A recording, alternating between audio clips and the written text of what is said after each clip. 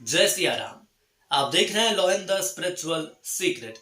कैसे हैं आप सब? मैं उम्मीद कर रहा हूं कि आप सब बहुत अच्छे होंगे, अपने परिवार के साथ बहुत अच्छा वक्त बिता रहे होंगे और जो आपका प्यार हमारे चैनल को मिल रहा है इसके लिए हम आपके बहुत आभारी हैं। देखिए, आज एक और चमत्कारिक घटना का जिक्र आपसे करने वाले हैं। ईश्वर है या नहीं है, इस विषय पर आज भी कई लोग तर्क और वितर्क करते हैं। जो मानते हैं कि ईश्वर है उनके लिए उनका निराकार रूप भी उतना ही महत्व रखता है जितना कि ईश्वर का साकार रूप। और इसीलिए ईश्वर को हर हाल में मानने वालों को आस्तिक और उन्हें नहीं मानने वालों को नास्तिक हम ये कहते हैं। देखिए, बचपन से ही हम ये जानते हैं कि आखिर इस विषय पर तर्क वितर्क लगातार चलते आ रही हैं और कुछ ऐसे आस्तिक भक्तों का मत भी है कि कभी विपदा की जब घड़ी में वो रहते हैं तो ईश्वर ने उनकी सहायता की है। कुछ ऐसे अनुभव उनके हुए हैं जिसके बाद उनको लगता है कि आखिर ईश्वर है और उन्होंने हमारी मदद की है। पुराणों में भक्त और ईश्वर के अटूट प्रेम से संबंधित बहुत सी सच्ची कहानी या सच्ची घटनाएं आज भी सुनने को मिल जाती हैं। और यदि ऐसी जानकारी हमें मिलती है तो हमें खुद ये लगता है कि वाकई में ईश्वर हमारे नजदीक ही है। तो आज एक ऐसी ही सही और सच्चा घटनाक्रम आपको बताने वाला हूं जो कि बजरंगबली और भक्त का है। उनका सच्चा अनुभव रहा है जो उन्होंने हमारे साथ साझा किया है। आज मैं आपको वो घटनाक्रम बताने वाला हूं जिसके बाद आपको भक्त और भगवान का रिश्ता आखिर कितना अटूट होता है ये पता चल जाएगा। साथ ही साथ ऐसे लोगों को भी इसकी जानकारी मिलेगी जो आज भी ये कहते हैं कि ईश्वर नहीं है। तो दोस्तों, ये हम बात कर रहे हैं मध्य प्रदेश की आर्थिक राजधानी कहलाने वाले इंदौर शहर की। इंदौर शहर जिसे कि मध्य प्रदेश की आर्थिक राजधानी कहा जाता है, एक बिजनेस हब बन रहा है जहां एक साधारण सा परिवार रहता था जो कि सुकून से भगवान की भक्ति में लीन रहता था, अपना काम करता था और बढ़िया बहुत ही अच्छे से उनका जीवन व्यापन हो रहा था, जीवन चल रहा था। उस परिवार का मुखिया जो कि अपने परिवार के प्रति अपने कर्तव्यों को निभाने के साथ ही बजरंगबली का बहुत बड़ा भक्त था। वो पूरा परिवार बजरंगबली का बहुत बड़ा भक्त था। हर सदस्य में वो भक्ति के गुण आपको जरूर देखने को मिल जाएंगे जो एक बजरंगबली के भक्त के अंदर होते हैं। वो परिवार बहुत अच्छा था, हमेशा दूसरों की मदद करता था। उनका दिल बहुत बड़ा था। जो भी कोई उनके पास जाता और उनको लगता कि इसकी मदद होनी चाहिए तो वो परिवार मानकर चलिए कि हमेशा मदद करता था। अपने घर पर आए हुए मेहमान का आदर करता, सत्कार करता। अतिथि देवो भव की जो परंपरा हमारे सनातन धर्म में चली आ रही है, इस परंपरा का बखूबी निर्वहन यदि कोई करता था तो उस परिवार को मैं एक आदर्श परिवार कह सकता हूं। परिवार का मुखिया हमेशा हनुमान चालीसा का जाप किया करते थे। बजरंग बली के बहुत बड़े भक्त थे, बहुत बजरंग बली को मानते थे और उनकी पूजा अर्चना वो किया करते थे। उनके अच्छे काम देखकर ये लगता था कि आखिर भगवान इन पर कितने प्रसन्न हैं और भगवान हमेशा उसके साथ भी देते थे।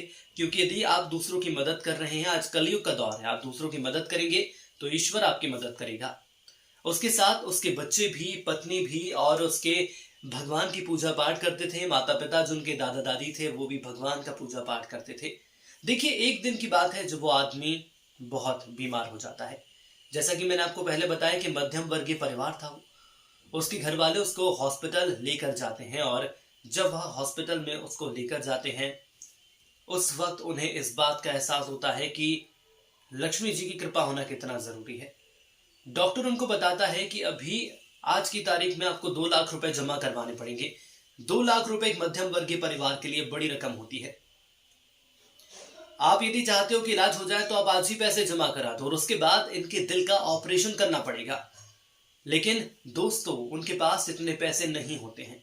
आप खुद ये सोचिए, यदि कि आपके घर परिवार में ऐसी कोई समस्या हो जाए तो क्या आप आज के आज में 2 लाख रुपए जमा कर पाओगे? नहीं ना। वे अभी के अभी जमा करवा देंगे 2 लाख रुपए, ऐसा बोला जाता है डॉक्टरों के द्वारा। तो वो बहुत घबरा जाते हैं। उनका परिवार सोचने लगता है कि आखिर अब हम क्या करें। ऐसी स्थिति में सिर्फ भगवान ही हमारी मदद कर सकते हैं और उनकी पत्नी मन ही मन बजरंगबली का जाप करने लगती हैं। देखिए, बजरंगबली का जाप वो करने लगती हैं और उसके बाद जो उनकी बड़ी बेटी रहती है, उनकी बड़ी बेटी को देखकर गुस्सा आने लगता है। एक तो तनाव की स्थिति अलग है, पिताजी अस्पताल में भर्ती हैं, पैसे की व्यवस्था हो नहीं पा रही है और वो ये सोचती हैं कि जब हमारा परिवार इतना अच्छा है, हम लोगों की मदद करते हैं, तो हमारे पिताजी के साथ ऐसा क्यों हुआ? मेरे पिताजी मरने की हालत में हैं और मेरी माँ भगवान को पुकार रही है। ये कहाँ की बात हुई? आखिर कैसे भगवान आएंगे? क्यों भगवान आएंगे? भगवान यदि होते तो आखिर हमारे पिताजी सही होते ना, लेकिन ऐसा नहीं हुआ। इसके अलावा पैसों की समस्या है, रास्ता नहीं दिख रहा है, क्या करूं क्या नहीं करूं। बहुत परेशान होकर वो हॉस्पिटल के बाहर खड़ी हो जाती है। कुछ देर बाद एक डॉक्टर उनको बुलाने के लिए आते हैं। जो रिसेप्शन पर लोग रहते हैं, जो कर्मचारी रहते हैं हॉस्पिटल में, बुलाने आते हैं कि डॉक्टर साहब आपको अंदर बुला रहे हैं, आप उनकी बेटी हैं, आप चलिए, जो आपके पिता हैं उनसे कुछ संबंधित बातें करनी है। बड़े डॉक्टर से वो जाके मिलती है। डॉक्टर बताता है कि तुम्हारे पिताजी का ऑपरेशन हो गया है और अब वो बिल्कुल ठीक है। मानकर चलिए कि 1 घंटे पहले जो लड़की इतना परेशान थी कि क्या होगा, कैसे होगा, मेरे पिताजी का ऑपरेशन कैसे होगा, वो बिल्कुल ठीक है, ऑपरेशन हो गया है, बिल्कुल ठीक ठाक, वो भी कैसे। अब तुम्हें घबराने की जरूरत नहीं है, कुछ समय बाद तुम्हारे पिताजी अच्छी तरीके से स्वस्थ हो जाएंगे। ये मानकर चलिए कि एक चमत्कार था। उसने बताया, हमें ये जानकारी दी कि जो उसके रोंगटे खड़े हो गए ये सुनने के बाद। मन ही मन सोचने लगी कि जब मैं और मेरी मां बाहर थे तो आखिर पैसे किसने दिए होंगे, कौन पैसे लेकर आया होगा। पिताजी स्वस्थ हुए, वो उसको ख्याल नहीं आया। उसको ख्याल ही आया कि वो जो पैसे की बात आपने की थी 2 लाख रुपए, वो कहां से आए, कैसे आए। वो डॉक्टर से पूछती है, हमने पैसे जमा नहीं करवाए डॉक्टर साहब, तो आखिर ऑपरेशन आपने कैसे किया। डॉक्टर ने बताया कि मेरे पास एक आदमी आया था और उसने बताया कि वह तुम्हारे पिताजी का बहुत पुराना दोस्त है और उसने तुम्हारे पिताजी और हमेशा वो साथ साथ रहते थे और वही व्यक्ति 2 लाख रुपए दे के गया है और उसने बोला कि आप इनका इलाज शुरू करो। वह बोल रहा था कि अगर कोई पूछे तो उसका नाम बताना और उसका नाम था राम। राम नाम उसने बताया। जब वह ठीक हो जाएगा तो मैं अपने दोस्त से पैसे खुद ले लूंगा। और उनके घर वालों ने सोचा कि हो सकता है कि मेरे पिताजी का, वो लड़की ने सोचा कि मेरे पिताजी का कोई मित्र होगा जो कि आया होगा, जिसकी जानकारी मुझे भी नहीं है, ना ही कभी पिताजी ने उस व्यक्ति के बारे में घर में जिक्र किया था। तो कोई होगा व्यक्ति जो पैसे देकर चला गया होगा और वो पिताजी का दोस्त राम था। जब उसके पिताजी ठीक होकर घर आते हैं तो एक दिन जो उनकी बेटी रहती है, बड़ी वाली बेटी, जो ये सोच रही थी कि संकट की घड़ी में प्रभु ने हमारा साथ नहीं दिया है, वो उनसे पूछती है कि आपके मित्र आपका ऑपरेशन के लिए आए थे, उन्होंने ऑपरेशन के पैसे दिए, क्या वो दोबारा आपसे मिलने आए या नहीं आए। तो पिताजी ने बड़े अचरज से पूछा कि आखिर कौन सा मेरा दोस्त जो कि आया था हॉस्पिटल, जिसने पैसे दिए, जिसकी बात तुम कर रही हो, उसका नाम क्या था। तो बेटी ने बताया कि डॉक्टर साहब को उस व्यक्ति ने अपना नाम राम बताया है और डॉक्टर ने यह भी बोला है कि बाद में जब वो मिलने आएंगे पिताजी से तो स्वस्थ होकर वो पैसे ले लेंगे। तो दोस्तों, वह व्यक्ति बताता है कि मेरा कोई भी दोस्त ऐसा नहीं है जिसका नाम राम हो।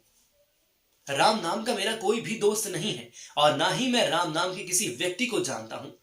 तो दोस्तों, ऐसा सुनते ही उसकी पत्नी, जो बजरंगबली की भक्त है, बहुत बड़ी, पूरा परिवार भक्त है, लेकिन उस वक्त जो माता जी थी वो बजरंगबली के चरणों में बैठ गई थी।